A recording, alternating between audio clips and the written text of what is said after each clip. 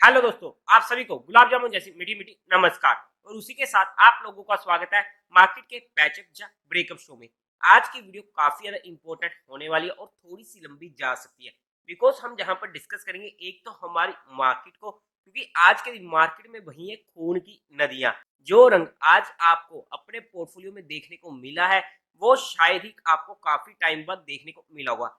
लेकिन जो लोग नए आए हैं पिछले एक साल से, उनको ये रूप काफी कम देखने को मिला है, या फिर ये कहा जाए कि उन्हें ऐसा रूप देखने को मिला ही नहीं है, तो वहां पर वो लोग सबसे ज्यादा घबरा रहे हैं।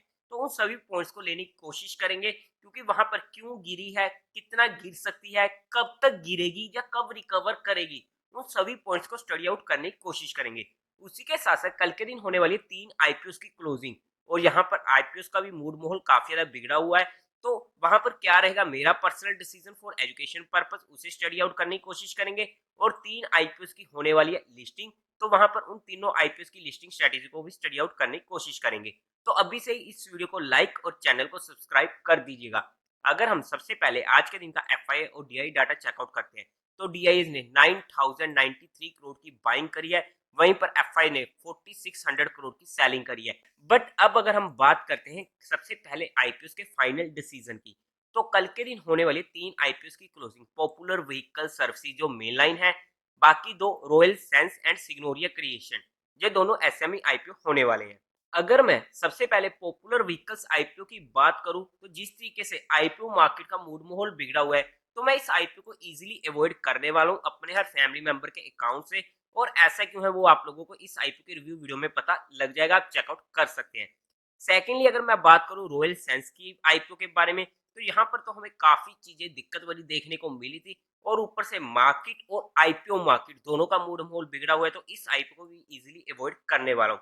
दोनों आईपीओ की डिटेल डिस्कशन, डिटेल्ड एनालिसिस आपको हमारे चैनल पर मिल जाएगा, आप चेकआउट कर सकते हैं। थर्ड था हमारे पास सिग्नोरिया क्रिएशन। एक टाइम पर इसका जीएमपी 150% से भी ऊपर का पहुंच चुका था। बट अगर हम आज के टाइम पर बात करते हैं ना, इस आईपीओ का जीएमपी भी हमें सिर्फ और सिर्फ 60% के करीब का देखने को मिल रहा है। तो अगर मैं इसमें अपने पर्सनल डिसीजन की बात करूं, तो मैं इसको पर्सनली अपने हर फैमिली मेंबर के अकाउंट से अवॉइड करने वाला हूं। मैं जहां पर इस आईपीओ को अप्लाई नहीं करूंगा, बीइंग ए हाईली अग्रेसिव होकर। बट अगर हमें अप्लाई करना है कि हम तो हद से ज्यादा एग्रेसिव हैं और जहां पर हम रिस्क ले सकते हैं कि अगर बाय चांस डिस्काउंट में खुलता है, और ध्यान रखिएगा एसएमई आईपीओ में डिस्काउंट में खुलने का मतलब कि कितना भी डिस्काउंट में खुल सकता है, तो हमें उस चीज के लिए भी तैयार रहना पड़ेगा, क्योंकि वहां पर एसएमई आईपीओ में पेन हमें सबसे ज्यादा होता है। तो ऐसे में अगर मेरे पास वो कंडीशन होती है कि मुझे तो अप्लाई करना ही करना है, तो मुझे अगर एचएनआई की तरफ से minimum to minimum at least 400x की सब्सक्रिप्शन देखने को मिलती है। सिमिलरली क्वालिफाइड की तरफ से मिनिमम टू मिनिमम 100x की सब्सक्रिप्शन देखने को मिलती है। दोनों कंडीशन अगर सेटिस्फाई होती, तो मैं वहां पर कि मुझे तो हर आईपीओ अप्लाई करना है, तो इस कंडीशन में इस आईपीओ को अप्लाई करता, इस सोच के साथ कि अगर बाई चांस ये डिस्काउंट में खुलता है तो मैं उस डिस्काउंट को लेने के लिए कैपेबल हूँ। क्योंकि सोना मशीनरी की आईपीओ की आज के दिन लिस्टिंग हुई थी, और वैसे वो एक अच्छा आईपीओ भी था, बट हुआ क्या, 13% के डिस्काउंट में खुला, फिर लोअर सर्किट एंड फिर अपर सर्किट। मतलब कि अगर आप लोग हमसे पुराने जुड़े हुए हैं, तो हमने एक वीडियो में बात करी थी कुछ टाइम पहले कि जब मार्केट का मूड माहौल बिगड़ेगा तो वहां पर अच्छे आईपीओ की भी लगने वाली है, लेकिन जब मार्केट का मूड माहौल अच्छा रहता है तो वहां पर बुरे आईपीओ की भी अच्छी खासी लिस्टिंग हो जाती है। जब ऐसी लिस्टिंगें हमें पहले कुछ टाइम से देखने को मिल रही थी, अब जैसे ही मूड बिगड़ने लगा, तो वहां पर जितने भी अच्छे आईपीओ है, तो उनकी भी अच्छी खासी पिटाई होने लगी है। तो यहाँ पर हम एज ए डिफेंसिव होकर या अग्रेसिव होकर किसी भी आईपीओ को अप्लाई नहीं कर सकते हैं, तो इस पॉइंट्स का हमें ध्यान में रखना पड़ेगा। बट ये मेरे पर्सनल डिसीजन थे जो मैंने आप लोगों के साथ एजुकेशन पर्पज डिस्कस किया है। आप लोगों का जो भी डिसीजन हो, एक बार अपने फाइनेंशियल एडवाइजर से कंसल्ट करके और अपने रिस्क रिवॉर्ड रेशियो और माइंडसेट के अकॉर्डिंग ही अपना फाइनल डिसीजन बनाइएगा, और अपने डिसीजन को कमेंट सेक्शन में बता दीजिएगा। अब अगर हम बात करते हैं जिन आईपीओ की कल के दिन होने वाली है लिस्टिंग, तो वहां पर सबसे पहले आ जाता है कोरा fine diamond, Shri Karni Fabcom and Gopal snacks mainline IPO. तो तीनों ही आईपीओ में मेरी लिस्टिंग स्ट्रेटेजी सेम रहने वाली है कि जैसे वो आईपीओ खुलते हैं मैं वहां पर इमीडिएट बुक करने की कोशिश करूंगा, चाहे वो डिस्काउंट में खुलते हैं या हल्के फुल्के लिस्टिंग गेन पे खुलते हैं या अच्छे खासे लिस्टिंग गेन पर खुल जाते हैं। मेरा वहां पर माइंडसेट यही रहता अगर ये आईपीओ मेरे पास होते। पर्सनली मैंने गोपाल स्नेक का एक लोट रिटेल कैटेगरी में और सेकेंडली श्री करनी फैबकॉम को अप्लाई किया था, बट मुझे दोनों ही आईपीओ नहीं लगे हैं। बट अगर ये आईपीओ मेरे पास होते तो मेरी इसमें यही लिस्टिंग स्ट्रेटेजी रहने वाली थी। बट आप लोग अपने रिस्क फैक्टर के अकॉर्डिंग, अपने माइंडसेट के अकॉर्डिंग, अपने फाइनेंशियल एडवाइजर से कंसल्ट करके कोई डिसीजन बनाइएगा। अब अगर हम मार्केट की बात कर लेते हैं, सबसे पहले तो आप लोगों को म्यूचुअल फंड में या इंश्योरेंस सेगमेंट में कोई भी हेल्प की रिक्वायरमेंट है तो आपको डिस्क्रिप्शन में मेरा नंबर मिल जाएगा। अगर आप लोग चाहते हैं कि being a mutual fund distributor हम आपका पैसा मैनेज करने में आपकी हेल्प करें तो आप मुझसे कांटेक्ट कर सकते हैं। अब अगर हम बात करते हैं ना मार्केट एक्चुअली गिर क्यों रहा है, तो देखो ज्यादा कुछ नहीं, परसों की वीडियो को देख लीजिएगा जहां पर हमने वीकली बेसिस पर बात करी थी कि मार्केट में रियल पेन हो सकता है। वो कब होगा, इस मंथ में होने के चांसेस हैं, बट एग्जैक्ट कब होगा उसकी कंफर्मेशन हमें मिलेगी जब मार्केट में 20 की मूविंग एवरेज टूटेगी, तब हमें वहां पर रियल पेन शुरू होगा और वहां पर ब्रॉडर मार्केट यानी कि मिड कैप और स्मॉल कैप में अच्छी खासी गिरावट देखने को मिल सकती है और वहां पर खून की नदियां बहनी शुरू हो चुकी हैं। तो बस वही सिनेरियो हमें देखने को मिला आज के दिन। वहां पर मिड कैप और स्मॉल कैप ऑलमोस्ट ऑलमोस्ट 5% के करीब इंडेक्स में करेक्ट हुए हैं। अब स्टॉक्स में कितना करेक्ट हुआ है वो आप लोगों का पोर्टफोलियो आप लोगों को बता रहा है। बट अगर हम रीजन की बात करते हैं, देखो मार्केट हमेशा, या फिर हम हमारी बात कहें कि मार्केट गिरी है, लेकिन हमें अपने आप को सेटिस्फाई करने के लिए कोई ना कोई रीजन चाहिए। चलो आपको रीजन भी दे देते हैं, जहां पर मेनली 3 रीजन आज के टाइम पर निकल कर आते हैं।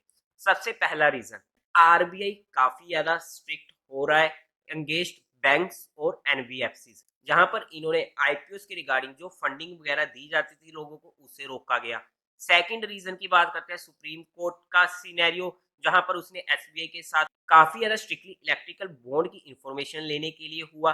अब वो सही हुआ है या गलत हुआ है उसके बारे में मैं यहाँ पर कोई भी बहस नहीं करना चाहता हूँ, बट हाँ उसका इफेक्ट पॉलिटिक्स में पड़ने वाला है इलेक्शंस में, तो जिसकी वजह से ऑब्वियसली इलेक्शन में पड़ेगा तो मार्केट में देखने को मिलेगा ही मिलेगा। थर्डली मैं बात करूं तो सेबी इस टाइम पर एएमसी के खिलाफ काफी ज्यादा स्ट्रिक्ट हो रहा है। उन्होंने कहा है कि आने वाले टाइम में, यानी कि अभी से ही कुछ टाइम तक, तो जितना भी हम लमसम में पैसा ऐड करते हैं स्पेशली मिड कैप और स्मॉल कैप इंडेक्स में, उस पर ब्रेक लगा दो। कोई भी लमसम अमाउंट आप नहीं लोगे फिलहाल के टाइम पर, क्योंकि अगर मार्केट काफी ज्यादा टूटती है जैसे कि हमें दिक्कतें स्टार्ट हो चुकी है देखने को, और अगर ऐसा कुछ हमें देखने को मिलता है तो वहां पर इन्वेस्टर को दिक्कत ना हो और वहां पर उन्हें ज्यादा पे ना हो। एक्चुअली यहाँ पर ना सेबी काफी ज्यादा सही है, क्योंकि being a mutual fund distributor, जहां पर काफी डिस्ट्रीब्यूटर क्या करते हैं कि वो चाहते हैं कि हमें एक अच्छा कमीशन मिले, और वो पिछले टाइम के कुछ रिटर्न्स को दिखाकर वहां पर काफी लोगों का अमाउंट डायरेक्टली स्टॉक मार्केट में यानी कि इक्विटी मार्केट में डलवा रहे थे कि इतने इतने अच्छे रिटर्न हमें जहां पर देखने को मिल रहे हैं। तो ऐसे में मिड कैप और स्मॉल कैप इंडेक्स में काफी ज्यादा पैसा आ रहा था।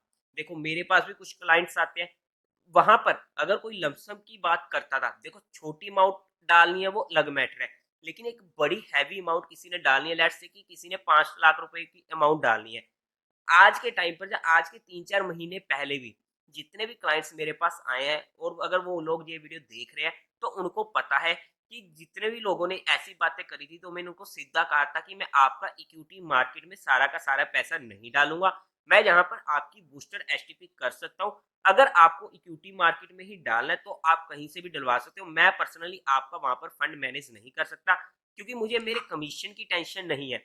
मुझे ये चीज देखनी होती है कि सामने क्लाइंट किस तरीके से बिहेव कर पाएगा जब मार्केट में रियल क्रैश आने को मिलेंगे, क्योंकि मार्केट हमेशा कभी भी एक ही डायरेक्शन में नहीं जाएगा। तो ऐसे में जो भी हमारे लमसम वाले क्लाइंट्स थे वो आज के टाइम पर काफी ज्यादा खुश है सिर्फ आज के ही इस फोन को देखने की वजह से। मैं सिंपल से एग्जांपल लेके समझाता हूँ, आप खुद इमेजिन करो, आपने 10 लाख रुपए, एक राउंड फिगर में मान लो 10 लाख रुपए डाल दिए सीधा स्मॉल कैप या मिड कैप में, और वहां पर जस्ट जस्ट सिर्फ 10% का करेक्शन हमें देखने को मिल गया, तो आपका सीधा सीधा 1 लाख रुपया वहां पर इरोड हो चुका है और आपकी इन्वेस्टमेंट अमाउंट 9 लाख रुपीज रह चुकी है।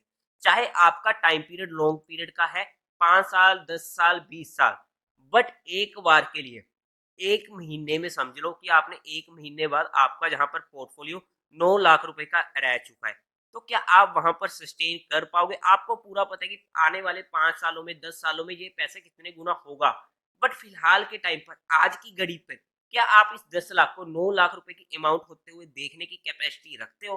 कोई नहीं रख सकता, क्योंकि वहां पर सभी का दिल धड़केगा कि ये मेरी इतनी ज्यादा हैवी अमाउंट, मेरा इतना सारा पैसा, मेरी इतनी मेहनत की कमाई एकदम से जट। तो इस वजह से ना जब भी किसी का भी फंड मैनेज करना होता है, ये मैं एडिशनल पॉइंट बता रहा हूँ ताकि आप लोग, चाहे आप खुद से इन्वेस्टर हो म्यूचुअल फंड में या आप किसी और डिस्ट्रीब्यूटर के थ्रू अपना काम करवा रहे हो, बट आपको भी थोड़ी बहुत नॉलेज होनी चाहिए, थोड़ा बहुत आपको भी आइडिया होना चाहिए कि हमें कैसे म्यूचुअल फंड में अपने पैसे को मैनेज करना है। तो यहाँ पर ये 3 रीजन थे। अब मार्केट को तो गिरना था, अब रीजन जो मर्जी हो, मार्केट को बढ़ाना चाहिए था और वो बढ़ाना, ये 3 रीजन हो चुके थे। भाई दबे अगर आपको जहाँ पर काफी कुछ सीखने को मिला हो ना, तो वीडियो को लाइक जरूर कर दीजिएगा। अब अगर हम मार्केट की बात कर लेते हैं, हमारी सिंपल सी बात होगी, 22,425 हमारे लिए इमीडिएट रेजिस्टेंस रहने वाला है। 22,225 के नीचे हमें बड़ी मोमेंटम देखने को मिलेगा। ये 2 वर्डिंग कल के दिन हमने बोली थी, जहां पर हमारे रेजिस्टेंस के पास आता है, इमीडिएट हमें हमारी सपोर्ट तक का मूव मिल चुका था। इसको भी तोड़ता है, क्या ही प्यारा बड़ा मूव मिल चुका था। क्या ये मूव अभी जहां तक रुक चुका है? अब क्वेश्चन आता है हमारे पास ये, अगर नहीं रुका है तो कितना दूर तक जा सकता है? तो इन पॉइंट्स को ध्यान में देने के लिए हम चलते हैं सीधा डेली कैंडल चार्ट पे और वहां पर स्टडी आउट करने की कोशिश करते हैं। तो अगर मैं यहाँ पर बात करूँ ना इमीडिएट सपोर्ट की, सबसे पहले इंपॉर्टेंट सपोर्ट्स को डिस्कस कर लेता हूँ। जो ये 50 की मूविंग एवरेज है 21,840 के पास की, ये हमारे लिए मेजर सपोर्ट का काम करने वाली है।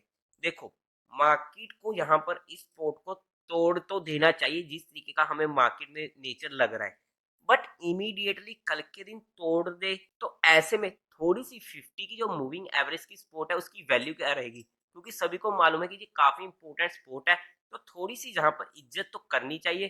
तो ऐसे में मैं ये नहीं कह रहा कि जहां से हमें अच्छा बाउंस बैक देखने को मिल सकता है, मिल भी सकता है, वो मार्केट की मर्जी है, बट जहां पर एटलीस्ट टू एटलीस्ट कल का टाइम अगर यहाँ पर स्पेंड भी कर देता है तो मैं वहां पर शॉक नहीं होने वाला हूँ। बट अगर मुझे कल के लिए बाउंस देखने को मिलता है तो वो बाउंस कहाँ तक का हो सकता है? तो वहां पर सबसे पहला जो रजिस्टेंस हमें निकल कर आएगा 22,050 का निकल कर आएगा। अगर किसी भी सिनेरियो में 22,225 जो हमारे लिए सपोर्ट बनी हुई थी इस लेवल के आसपास देखने को मिलता है, तो हमें यहाँ से रिवर्सल बैक आने के चांसेस बहुत ज्यादा रहेंगे। जो मैंने यहाँ से ना नीचे से ऊपर आने की बात करी है, तो यहाँ पर ना मार्केट भी धीरे धीरे काफी ज्यादा ओवरसोल्ड हो रहा है, तो ऐसे में पुट कॉल रेशियो भी काफी ज्यादा कम हो चुका है, और अगर थोड़ा सा भी मार्केट और नीचे जाते तो वहां पर हमें बाउंस बैक की उम्मीद रहेगी।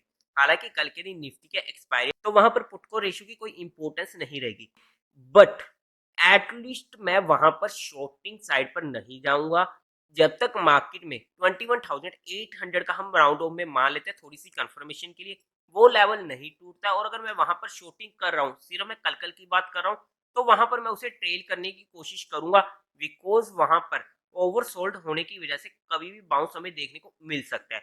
तो ऐसे में हमारे लिए इंपोर्टेंट रजिस्टर्स 22,050 22,225 के मेजर रजिस्टर्स होने वाले हैं, और हमारे लिए इंपोर्टेंट सपोर्ट इमीडिएट बेसिस पर रहेगी 21,840 की।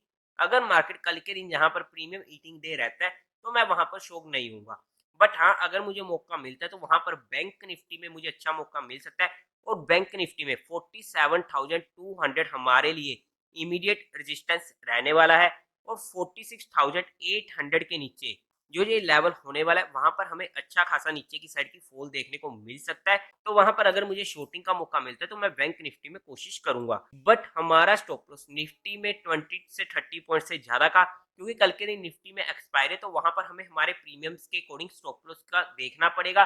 बट वहीं पर बैंक निफ्टी में 50 से 60 पॉइंट से ज्यादा का मैं स्टॉप लॉस नहीं लेने वाला हूँ।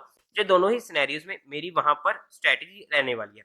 अब बात करते हैं कि कहां तक गिर सकता है, तो वो जो लेवल आता है हमारे पास, तो वहां पर जो फाइनल लेवल आता है कि इसके नीचे तो मार्केट ही खत्म हो जाएगी, डू और डाई लेवल, वो हमारे पास आ जाता है 20,500 का। हालांकि वो काफी दूर का लेवल है तो मैं वहां पर अभी के लिए बात नहीं करूंगा, बट हाँ हमारे लिए जो इमीडिएट बेसिस पर जो लेवल निकल कर आता है वो निकल कर आता है 21,400 के पास का। जो ये हमारे पास ये लेवल होता है, अगर हमें यहाँ पर मार्केट देखने को मिलती है तो वहां पर हमें एक अच्छा सा छोटा सा स्विंग ट्रेडिंग का मौका मिल सकता है, तो वहां पर हमारी नजर रह सकती है। और अगर मार्केट जहां से जहां तक आता है तो हमें मिड कैप और स्मॉल कैप में मेजर पेन देखने को मिल सकता है। क्या ये आने वाले 4, 5, 6 या 1 साल तक चल सकता है? मुझे पर्सनली ऐसा नहीं लगता। जो ये आज के दिन का मूव आया है और यहाँ पर अगर मार्केट परेशान करना भी चाहती है तो मेरे अकॉर्डिंग मार्च एंड तक या फिर अप्रैल के फर्स्ट हाफ तक जहां पर हमें परेशानी देखने को मिल सकती है, तो वहां पर ज्यादा लंबा इस मूव का नीचे की साइड या मार्केट का हमें परेशान करना इन पोजिशनल टर्म वो थोड़ा सा मुश्किल है आज के टाइम पर। और उसी के साथ साथ अगर निफ्टी में कोई भी एक्सपायरी में हीरो जीरो ट्रेड मिलती तो मैं आप लोगों को टेलीग्राम चैनल पर अपडेट कर दूंगा। टेलीग्राम चैनल का लिंक आपको डिस्क्रिप्शन में मिल जाएगा। बाय द वे हमने यहाँ पर जितनी भी चीजें डिस्कस करी हैं वो सिर्फ एजुकेशन लर्निंग और केस स्टडी पर्सपेक्टिव करी है। हमने जहाँ पर किसी भी तरीके कोई भी इन्वेस्टमेंट टिप या एडवाइस नहीं दी है। फिर भी आप लोगों को जो भी काम करना हो एक बार अपने फाइनेंशियल एडवाइजर से कंसल्ट करके ही कीजिएगा। तो देवी और सज्जनों, उम्मीद है आप लोगों को ये वीडियो अच्छी लगी होगी, तो इस वीडियो को लाइक कीजिएगा, शेयर कीजिएगा और साथ ही साथ चैनल को सब्सक्राइब करें। हर हर महादेव।